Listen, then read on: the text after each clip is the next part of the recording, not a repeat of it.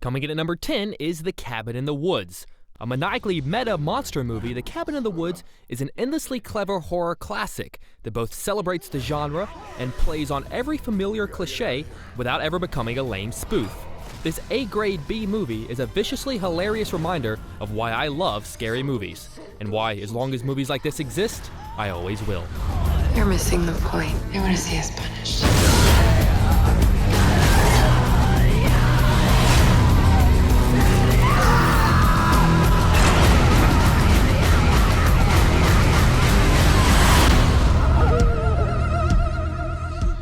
Coming in at number 9 is Les Miserables.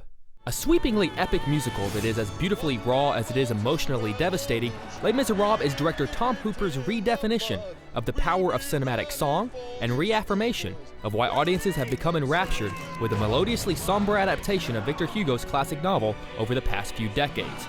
While subtlety is most definitely not the name of the game in this heavyweight powerhouse, Les Miserables is as definitive and as impressive a musical achievement as any fan of musicals, or cinema for that matter, could ever begin to hope for.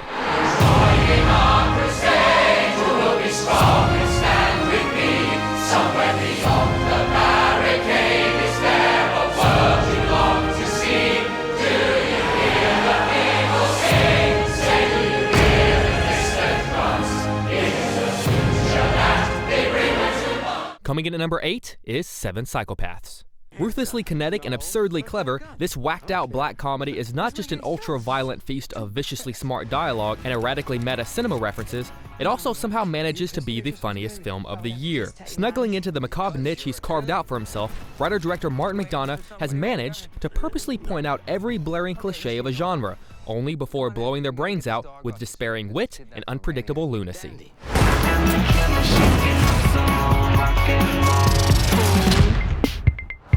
I like it. It's got layers.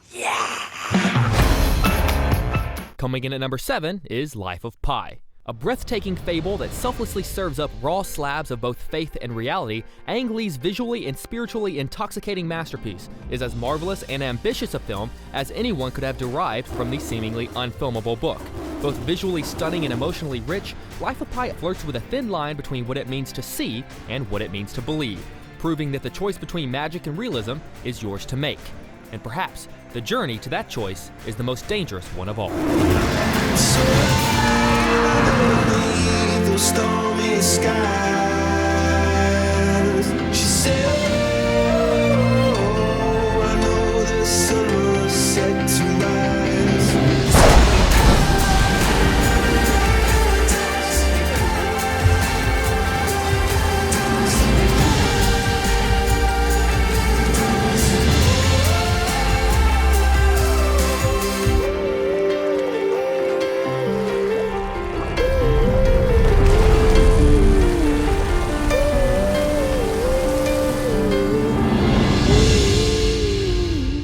Coming in at number 6 is Looper. In a cinematic universe where originality has taken the backseat to profitability, this time travel saga stylishly and intelligently explores the dark recesses between regret and redemption and is a warm, refreshing glass of stunningly imaginative filmmaking unlike anything else released this year. Writer-director Rian Johnson understands the core concept of great cinema. You can have as much flashbang pop as you want, but basic storytelling must prevail.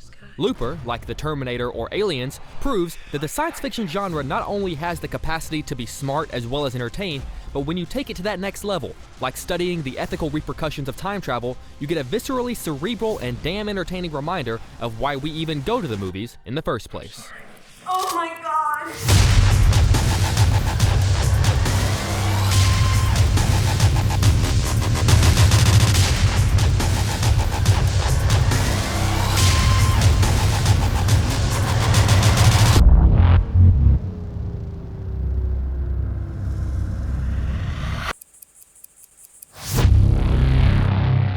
Coming in at number 5 is Zero Dark 30. Yes, it is that movie about killing bin Laden, but to carelessly lump this haunting study of moral ambiguity into such a lifeless category is to miss the point.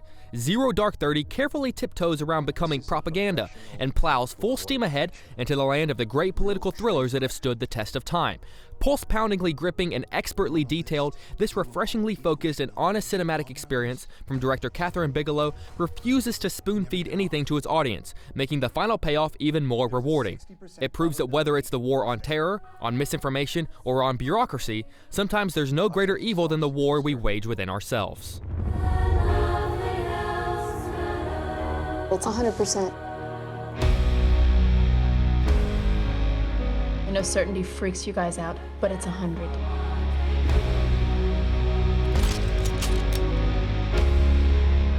You will never find him. He is one of the disappeared ones.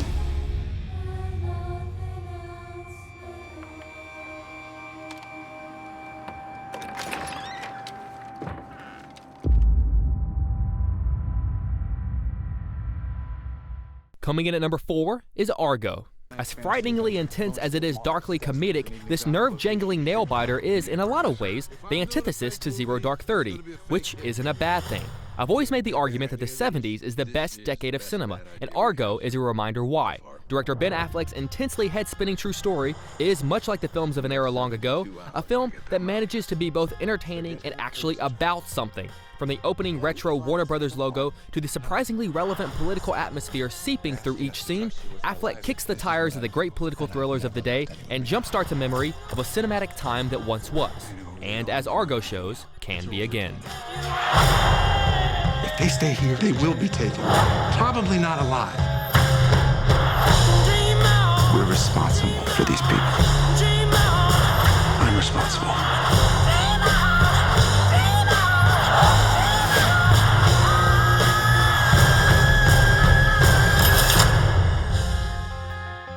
Coming in at number 3 is The Dark Knight Rises. While admittedly flawed and broken, much like our dark and decaying hero himself, The Dark Knight Rises still manages to bring director Christopher Nolan's somber Caped Crusader symphony to an emotionally bleak and morbidly satisfying conclusion, treating the arcanely relevant story of social uprising and the sinister eruption of war on the streets of Gotham City as the final chapters to one story, rather than the third film of a trilogy. Nolan proves that the only thing more terrifying than the evil of strength is the strength of evil. Not yet.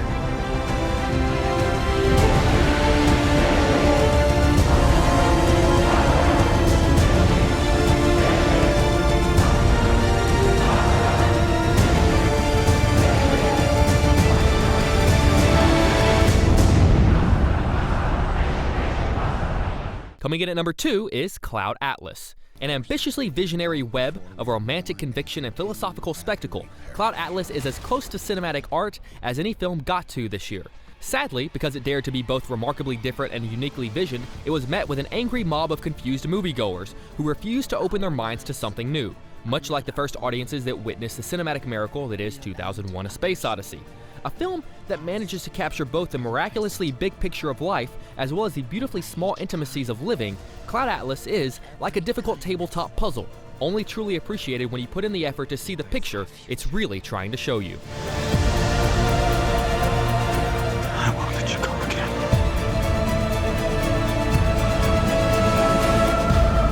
I believe there is another world waiting for us, a better world. And I'll be waiting for you there. And coming in at number 1, the best film of 2012 is Django Unchained. Whether it's a heist flick without the heist, a 70s blaxploitation tribute, a retro kung fu massacre, a reminiscence of grindhouse cinema, or a historically skewed war film, Quentin Tarantino knows exactly how to take the cinematic art that inspired him and churn them through the meat grinder to make his own bold and bloody brand of entertainment. And now he dusts off the spaghetti western with a stylish and daring shot of adrenaline to the heart with his epic masterpiece, Django Unchained.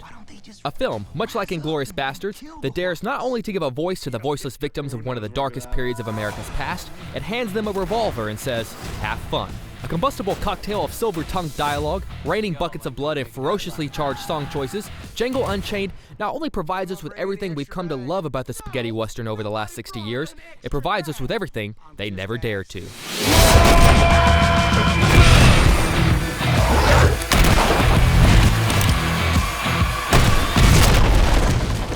In my world, you gotta get dirty. So that's what I'm doing. I'm getting dirty. What's your name? Django. D-J-A-N-G-O. The D is silent.